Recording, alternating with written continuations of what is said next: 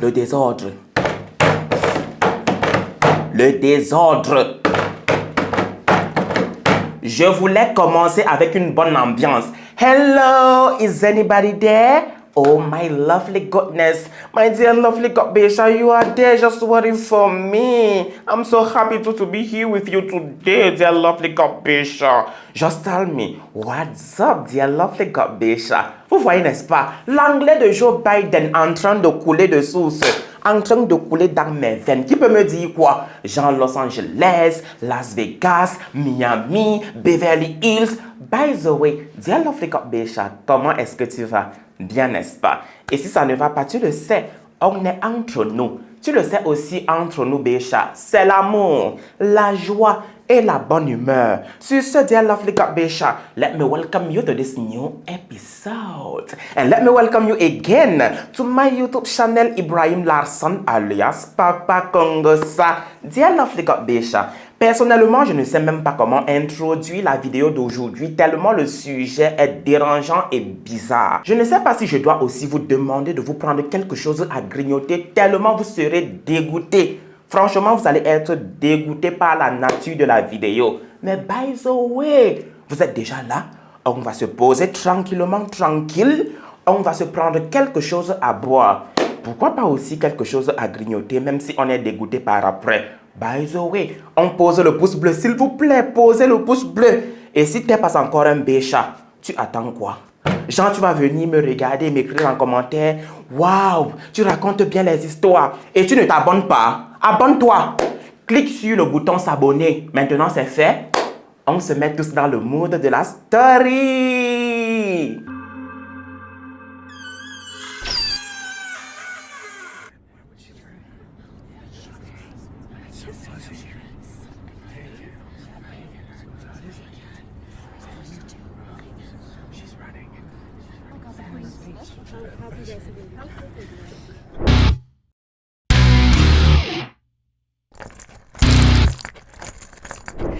Yeah.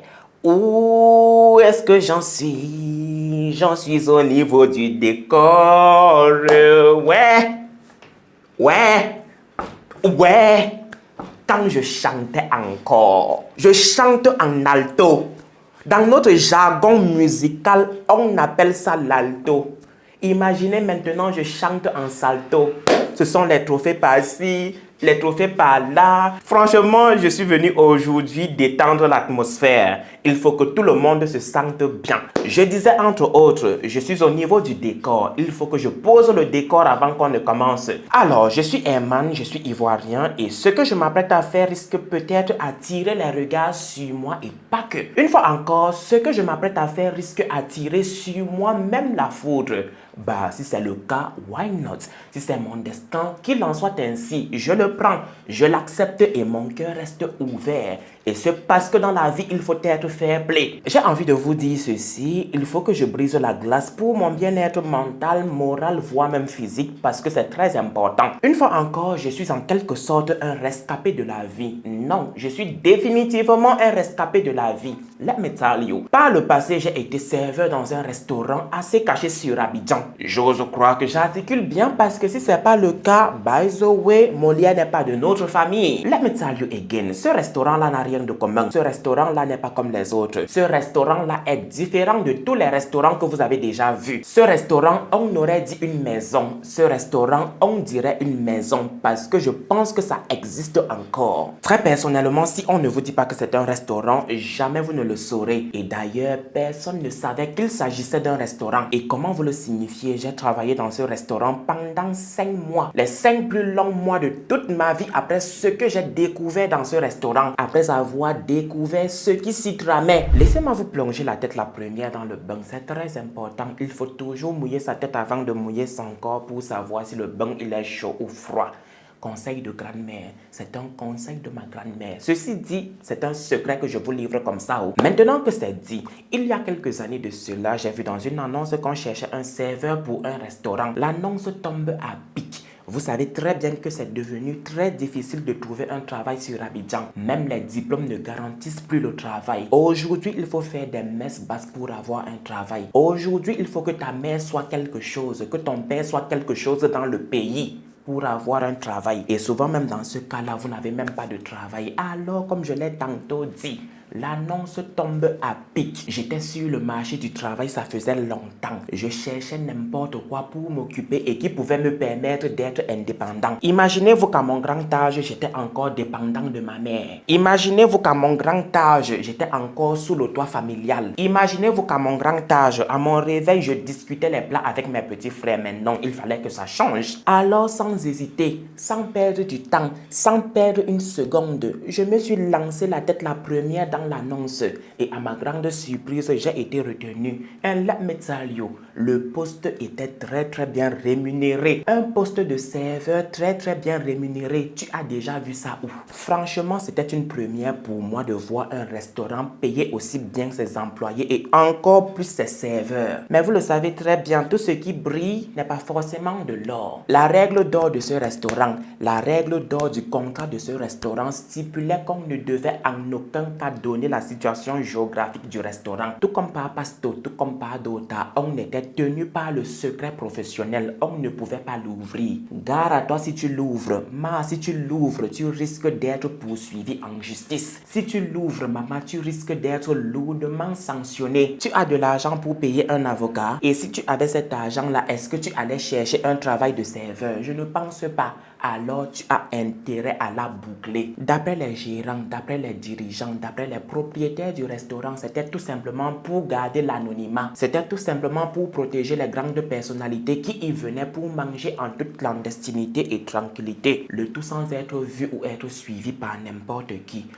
Si vous le dites, qui suis-je pour dire qui suis-je pour refuser ce salaire-là? Comme je vous l'ai tantôt dit, ce restaurant n'a rien de commun. Comme je vous l'ai tantôt dit, ce restaurant n'est pas comme les autres. Comme je vous l'ai tantôt dit, ce restaurant est différent de tous les autres restaurants que vous avez déjà vus. Le restaurant, il est caché. Le restaurant, il est discret. Le restaurant est hyper classe. Le restaurant, ce n'est pas n'importe qui entre là-bas. Ce sont des grandes personnalités du pays. Et en plus de tout cela, on avait un chauffeur qui nous accompagné après le travail, n'est-ce pas formidable? Et que dire maintenant des clients de ce restaurant? Je vous assure, la crème de la crème, ils étaient très avenants. Ils nous laissaient des pourboires assez conséquents, des pourboires que quand tu rajoutais à ton salaire, maman, tu touchais comme un fonctionnaire. Tu touchais comme un gamna, pourtant tu étais serveur. Tu as déjà vu ça où? Tu refuses ça, on te dit de te taire sur la localisation, tu vas aller raconter et perdre ton travail. Il faut aussi rajouter que le restaurant ne prenait pas n'importe qui. Pour travailler dans ce restaurant, il fallait être diplômé et surtout savoir se comporter en société. Je vous l'ai tantôt dit, tout ce qui brille n'est pas forcément de l'or. Tous les gros cailloux ne sont pas des diamants. Ceci dit, on avait tellement d'interdits dans ce restaurant qu'au final, ça devenait nul. Imaginez-vous qu'en plus de ne jamais donner l'emplacement du restaurant, on nous avait interdit à nous les serveurs de ne jamais entrer dans la cuisine. Et si on était invité à y entrer, il nous était interdit de toucher le congélateur. Pire encore de l'ouvrir, ta tête est dedans. Vous allez maintenant me demander comment est-ce que vous faisiez pour servir les clients. On avait 2 cuisiniers qui nous apportaient les plats à servir. Et très franchement, mis à part les interdits, travailler dans ce restaurant-là était la plus belle des choses qui me soit arrivée à ce moment-là. Je devrais plutôt m'exprimer en ces termes. Avant de découvrir le secret de ce restaurant, travailler dans ce restaurant était la plus belle des choses qui me soit arrivé à ce moment-là. Vous voulez savoir pourquoi? On était nourri et blanchi par le restaurant. En plus d'avoir un salaire conséquent, en plus d'avoir un chauffeur qui nous raccompagnait après le travail, en plus d'avoir des clients qui nous donnaient des pourboires conséquents, on était nourri par le restaurant. Tu as déjà vu ça où? Tu trouves ça et tu pars?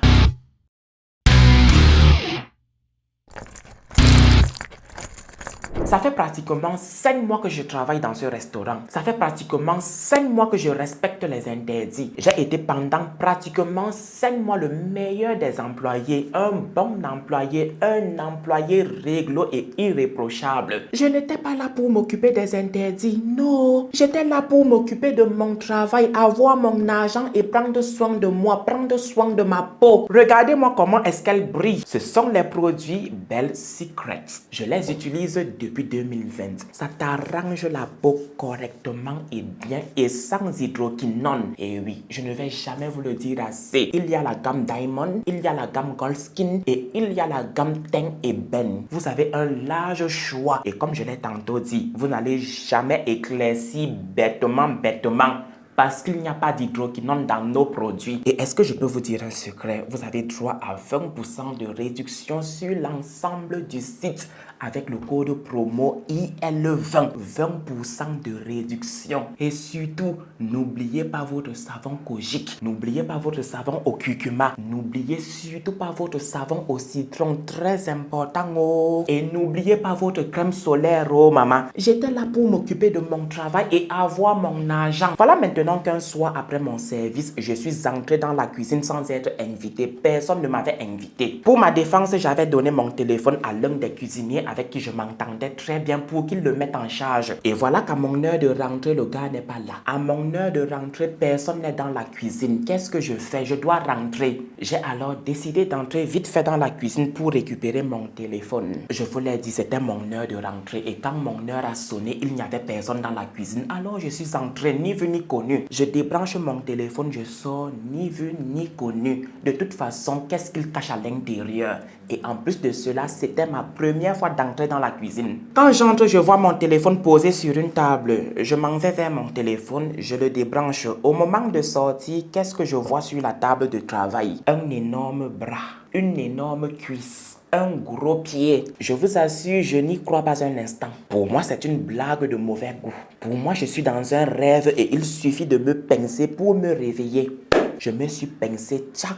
Mais non, je ne rêve pas, je suis bien là. Et devant moi, il y a bien une grosse cuisse, une grosse main et un énorme pied posé sur le plan de travail. Je suis déjà là. Qu'est-ce que je dois faire? Je dois vraiment confirmer si mon repas du midi était de l'humain. Me voilà, j'ouvre la marmite qui était posée sur la cuisinière. Qu'est-ce que je vois? Une fois encore, j'ai ma confirmation. Le midi, j'ai bel et bien mangé de la chair humaine. J'en perds mes mots. Je m'interroge. Jésus-Christ, 28 millions d'habitants en Côte d'Ivoire. Il fallait une fois encore que je comprenne pourquoi on nous avait interdit d'ouvrir le congélateur. Me voilà devant le congélateur et pas je l'ouvre. Qu'est-ce que je vois? J'ai la confirmation. Il y a des morceaux d'humain dans le frigo. J'ai passé ma vie, 5 mois, 5 bons mois, à manger de l'humain, à manger de la chair humaine, jusqu'à lécher les doigts.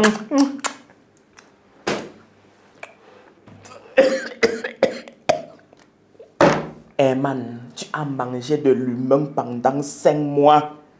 Why me? Why me? Jesus, why me? 28 millions d'habitants. Il a fallu que ce soit Herman. Il a fallu que ce soit moi qui me retrouve là, en train de manger de l'humain. J'ai voulu vomir. Mais vomir n'était pas un luxe que je pouvais me permettre. J'étais dans une cuisine interdite, devant un frigo interdit. Sur le plan de travail, il y avait de l'humain. Vomir, pour qu'on vienne m'attraper, pour que je finisse dans le frigo. Non, j'ai remis mon téléphone en place et je suis sorti de la cuisine m'asseoir comme si de rien n'était. Ça n'a même pas fait quelques secondes. Le cuisinier est revenu en courant et tout paniqué. Dis-moi, Herman, t'es entré dans la cuisine en mon absence. Les mains de Guéhi Robert, les mains de Ponce Pilate, j'ai lavé. Les mains de Love Gugu en train de laper dans le pétou de Yves Dero d'1h du matin à 8h du matin. Je ne suis pas moi entré dans la cuisine, non. Une cuisine qui est interdite. Une cuisine interdite. Moi entré dedans. Pour chercher qui? Pour chercher quoi? Wallahi billahi. Je ne suis pas moi entré dans la cuisine. Je vous assure, on aurait dit qu'il avait tout compris de la manière qu'il me regardait. J'étais angoissé, j'étais mal. Il fallait que je sorte de là en morceaux. Il fallait que je sorte de là vivant. Hey bro, y'a quoi? C'est quoi ton problème? Genre parce que j'ai juré. Parce que je dis les mains de Guy Robert. Parce que je dis les mains de Love Gugu en train de laper dans le pétou de Yves Dero, tu ne me crois pas. Aïe, champion, science un peu. Donne-moi mon téléphone. Aïe. Voilà comment il a rigolé. En tout cas, il fallait qu'il rigole. Et c'est comme ça que je suis sorti de là vivant. C'est comme ça que je suis sorti de là en morceaux. Mon jeu d'acteur m'avait sauvé. Et surtout, j'avais remis le téléphone en place. Parce que si j'avais fait l'erreur de sortir avec ce téléphone, sinon on allait me mettre dans le frigo. Sinon moi aussi, on allait me servir dans les jours qui allaient venir. Avant de sortir de là vivant, on a commencé à se taquiner comme au bon vieux temps. Bro, tu veux jouer au cinéma? Je suis fort dans ça. Bro, tu veux que je te dise ce que tu veux entendre? Je suis très fort dans ça. Laissez-moi maintenant vous dire ceci. Quand je suis arrivé à la maison, oui, j'ai vomi comme pas possible. J'ai tout régurgité. J'ai pensé aux 5 mois chaque midi quand je mangeais et lapais les doigts. Je me suis vu en train de dévorer la chair humaine. Je me suis vu en train de mordre dans l'os d'un être humain. Je me suis même enfoncé le bras jusque dans mon oesophage. Mais malheureusement, c'est seulement le repas du midi qui est sorti. Je voulais vomir tous les repas mangés dans ce restaurant. Après avoir vomi comme jamais je n'avais vomi, j'ai raconté toute l'histoire à ma mère. Et la même nuit, elle m'a fait quitter le quartier. Par la même occasion, j'ai changé mon numéro. Le travail s'était fini pour moi. Gogo nago. De retourner. De dire, il fut un temps Herman. Ma mère lui dit, il fut un temps, mon fils travaillait comme serveur. I know fit well.